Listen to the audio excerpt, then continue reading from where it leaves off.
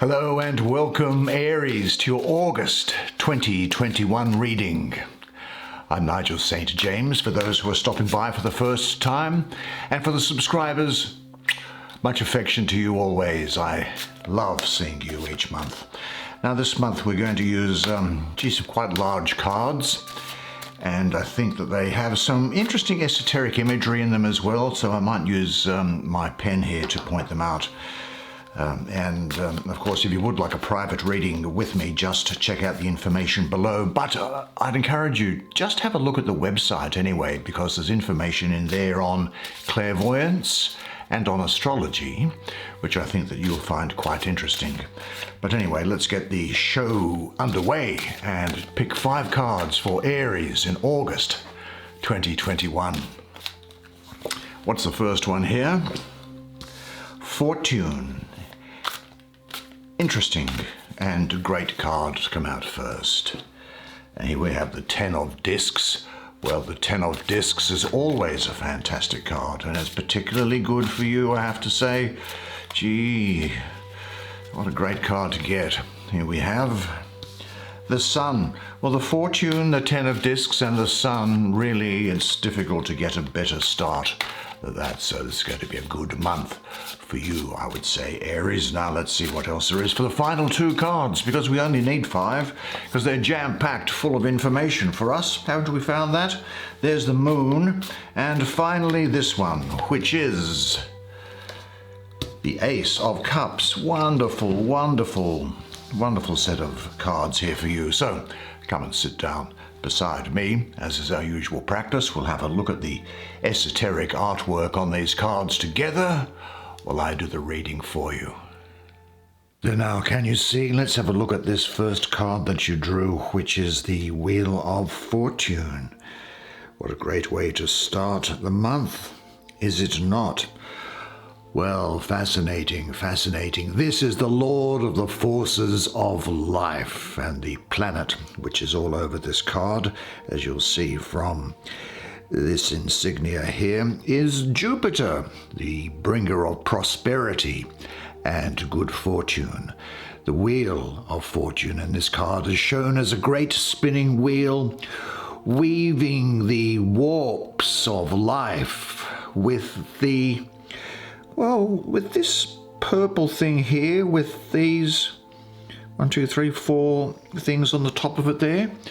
I would say that that is a symbol known to Hinduism, Buddhism, and Jainism as a Vajra. It is a ritual weapon in, as I say, Hinduism, Buddhism, and Jainism. Usually it is depicted as a diamond, which shows that it is indestructible, and also as a thunderbolt. Jupiter, of course, being known to throw thunderbolts, and that shows irresistible force. Now, it also is linked with the Hindu deity Indra, who is the god of rain and thunder. Now, this Vajra is known as the Thunderbolt. It's quite interesting, isn't it? This long thing here with the 4 things on the end of it there.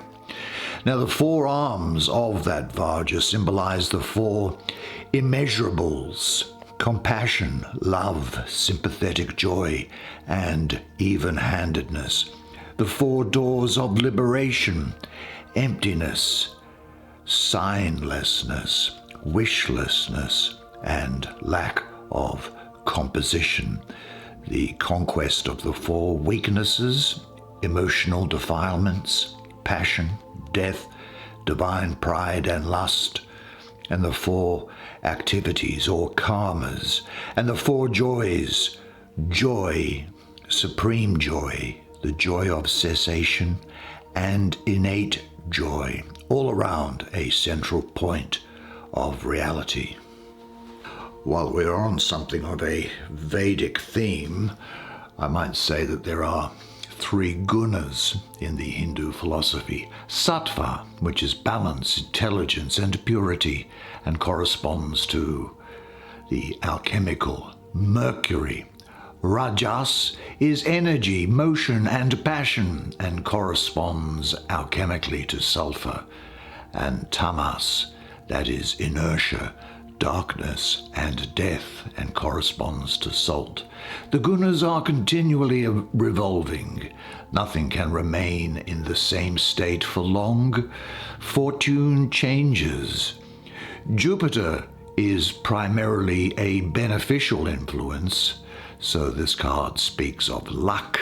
It implies a turn for the better, though luck can always be unpredictable, can't it? Now all the three gunas ride. Let's have a closer look at it again.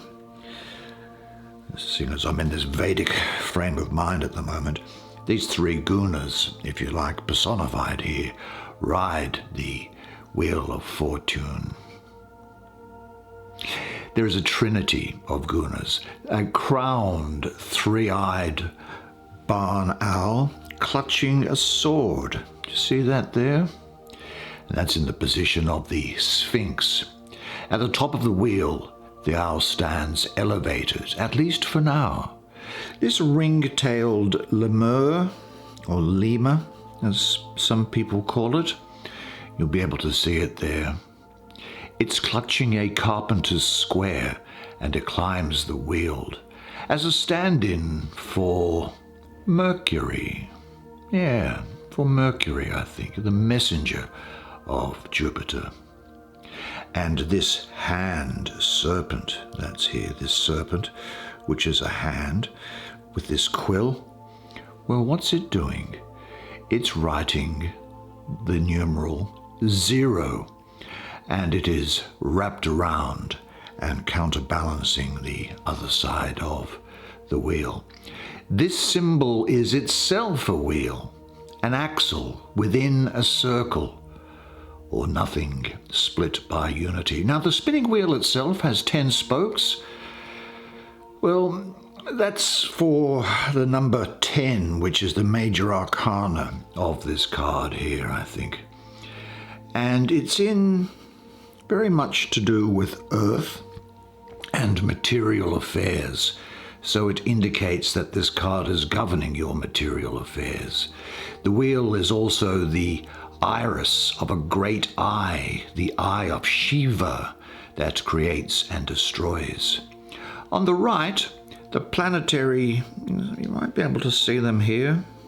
See these planets here? They've all been woven, all these little warps and whips, and been knitted together there. We see the planets have been woven, while on the left we see the great firmament of stars that are going through. And above, through here, there's yellow here, we see the thunderbolts of Jupiter, the lightning strike, initiating change. Now this Hebrew letter down here is Kaf, which means both palm and fist. And I suppose the question is your hand open to receive? Now this represents unexpected change coming into your life, and it's going to be favorable, but it may not necessarily seem that way at first. So be ready to act on any unexpected opportunities. And when times are good, stay centered in the middle of the wheel here. That way you won't be discouraged because of anything challenging which comes up. Change is about to happen. You may need to alter your present course or change things around to set the stage for the right outcomes to come into your life. And of course, if you struggle against the course of life, then you'll be struggling against the wheel and be liable to be crushed beneath it. But in the center of the wheel, despite the ebbs and flows, it is never shaken or broken. So if you stay centered to your truth, you will get through any hardships. Say to yourself, I am a prosperous individual. I am flexible in times of change. I enjoy manifesting internal abundance externally. Abundance which created me is what I am. Well, where shall we go next? I think we might go and have a look at this moon card here. This is an interesting depiction of the moon card, I must say. Let's see what it has to say for you. The moon. Oh, what a very interesting depiction of it. Indeed. You know, here the gates are of horn really, and ivory, and they are depicted as pillars shaped like the models of a hand and of a head. The hand is marked with the symbols of palmistry showing the lines of Neptune and the moon. Can you see those down there? There's the symbols for those. And it's shown giving the horned hand of witchcraft, said to be able to dispel, well, when I say the horns of witchcraft, that's that, and that's said to be able to dispel and ward off the evil eye. The head has the markings of that activity known as phrenology, where you read bumps in a head. Now, passing between the gates is a ship. You see this ship coming through here, and what do they call that? A figurehead, I suppose, is what you'd call these things that they put on the front of ships, often in the form of a female. Is, if I look at Greek mythology, what's known as an oneiroi, or a personification of dreams. They could also be black-winged demons who lived near gates, in the gates of sleep. They were relations of Nyx, which was a personification of night, and Hypnos, the god of sleep in Greek mythology, and sent you dreams, either prophetic or false, from one of the two gates. Now, the moon is a zodiacal impulse of the constellation of Pisces, very mutable water sign. The symbol here, the Hebrew letter there, the biblical Hebrew letter, is Kof, meaning the back of the head. Well, I suppose there's the back of the head there. And the moon card is often shown with a crawfish, a lobster, or a crab climbing from the waters, and sometimes as a scarab beetle. I've seen that in the Thoth deck. Now, this beetle, of course, is Kefra from ancient Egyptian mythology, which carries the solar disk, as we see in this case here, through the night, so the sun comes up again in the morning. And this woman here is quite a hybrid creature. It's a woman, and in her clawed crayfish or lobster-like hand, she carries a bud of opium, the poppy for opium, which, of course, I'm reliably informed, brings about illusions. It is a moment of the mystic, dark night of the soul, the madness of intoxication of the senses, and the dark moon of questionable witchcraft. Yet in this madness here there is a grandeur, an inspiration, and adventure. Let the illusion of the world pass over you unheeded as you go from midnight to the morning. Roll up the excrement of earth to create a star. Now, I mentioned Pisces. Well, Pisces is very much associated with the subconscious, and here we have this head coming in here to the subconscious, going into the back of the head. And it's also associated with intuition and artistry. Now, this for me is the last of the major arcana, actually, although it's marked here. For me, it also happens to be the last of the major arcana, which I associate a constellation to. And Neptune, of course, is the planet that rules Pisces, and Neptune's, in modern astrology, is a co-ruler along with Jupiter, but Neptune's watery depths are associated with dreams, visions, and the imagination, which links it in very well with the qualities of the moon and what's happening in this picture here. I think we were talking about a sort of a final testing of you in relation to something. A couple of wrong turns perhaps coming about, illusion, the burning off of karma. You'll be asking yourself, I think, is it a reality or is it an illusion? There is an interaction or struggle with the subconscious. Threshold to new levels of consciousness is going to be passed. Now, it may well be that there's some mental confusion or a difficult period for a short time where you lack clarity, where there is a feeling of deception around. And I think you'll have increased psychic abilities during this time. It suggests a time when something in your life is not as it appears to be, a situation that is deceiving. You may feel lost and unsure about which way to go, as if you were out in a dark wood at night with no signposts. But you know, this can often represent the shadow self, the subconscious, or the hidden self, and harboring negativity that you have suppressed, or maybe not even aware of at the moment. There is a need to release this destructive energy. Feelings from childhood could have been repressed, and they are having a negative impact on you at present. What inner regions feel strange, alien, or unknown to you?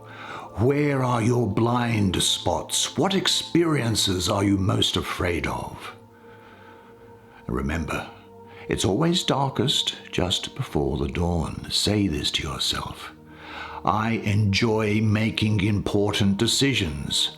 I value honesty and intensity and integrity in relationships. I like what is mysterious within me and within others.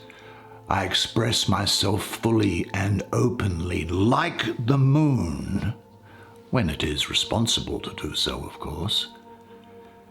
And through choice, I can change my experience.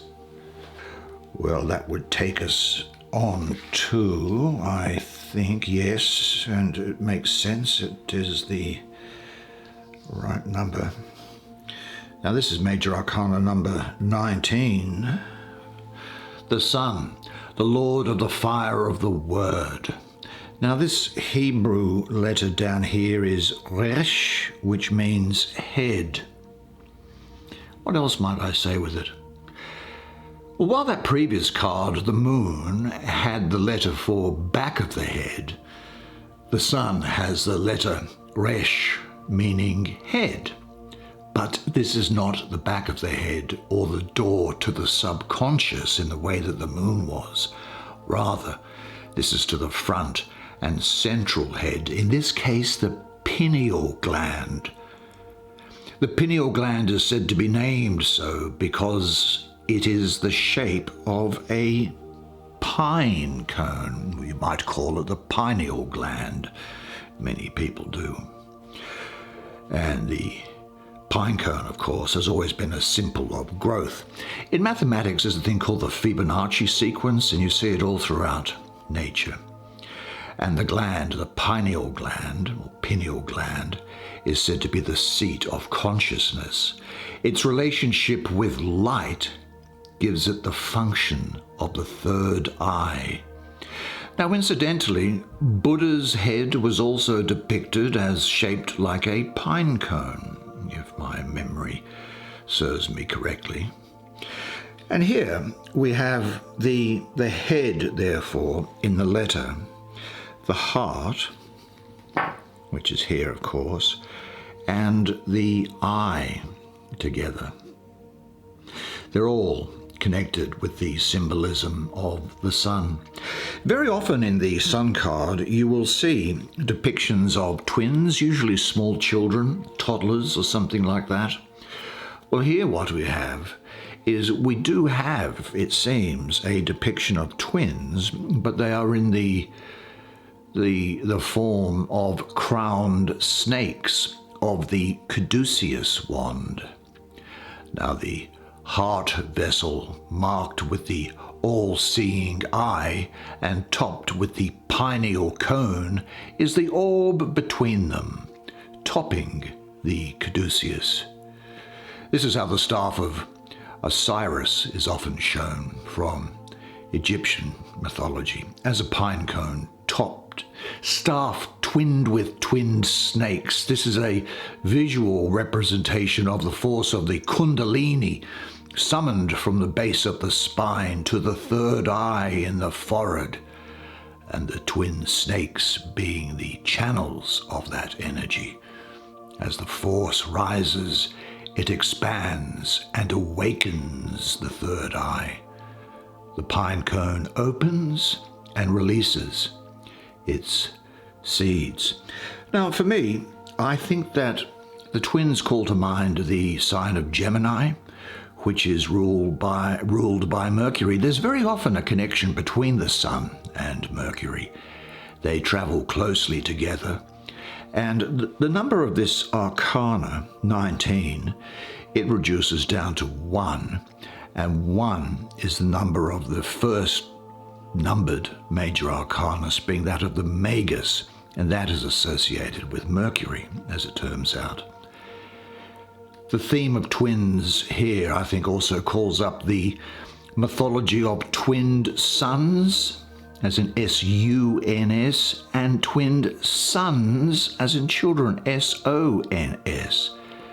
And here, 2 six-pointed stars, or solar symbols, have been twinned, if I'm not mistaken, because I'm looking at all these numbers around here. Yes, they're correct, to make the geometric form of a 12-pointed star to span the sign of the zodiac. Well, the crescent that we see here as well, for me, that's the crescent that you see sitting on the top of the astrological symbol for Mercury. Actually, I've done a series, or is there a series underway called Astrology for Beginners? Have a look at it on the playlist and have a look at what I call the mystical symbol for Mercury. And that will talk about that crescent that's there.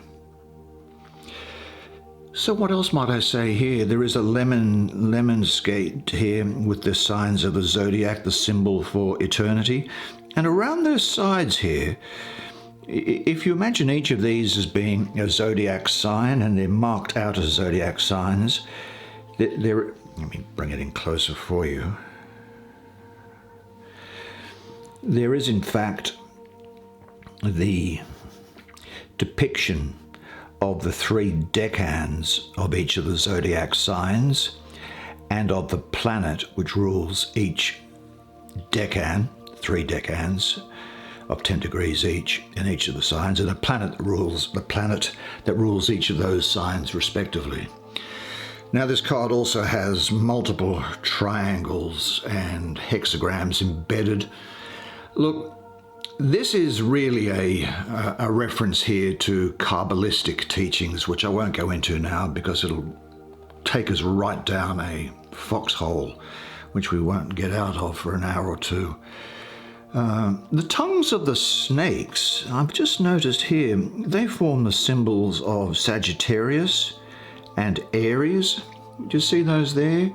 Well, they're completing the fire sign trinity along with Leo, because Leo rules the sun, I suppose. Or alternatively, the tongues are Aries in this case and Sagittarius in that case.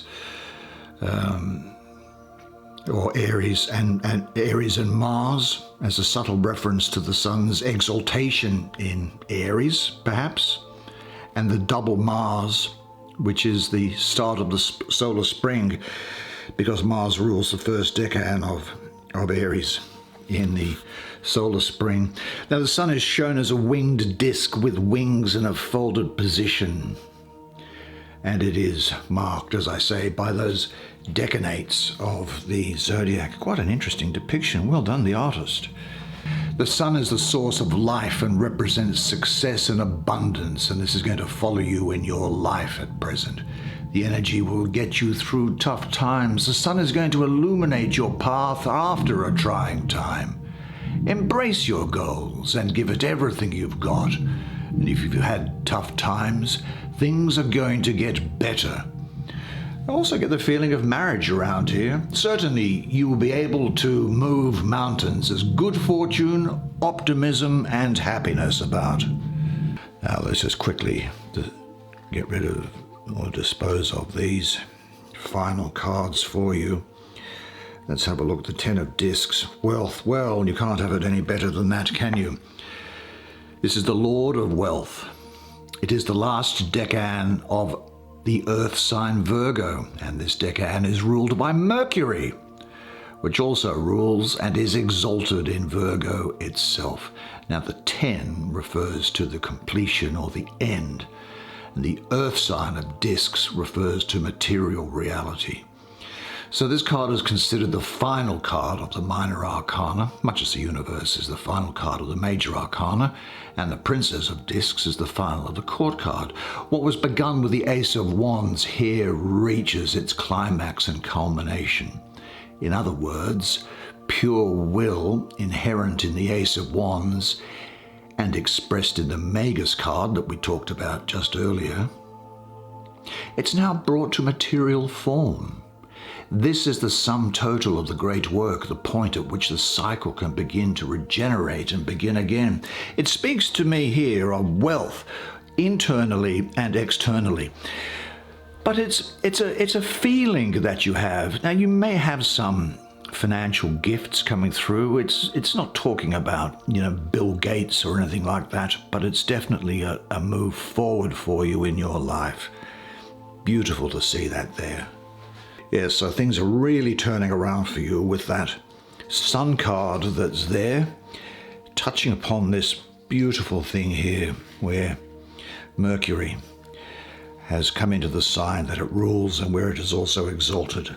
Great to see. Now what do we have to finish with? This Ace of Cups. Well, this is the Lord of the root of the powers of water. It is the potential for great love. The water signs are everywhere. Now there's a lot of Kabbalistic mystical imagery associated with this that I won't go into, but it does talk about the commencement of love or the beginning of a new love or a deepening of an existing love that you have.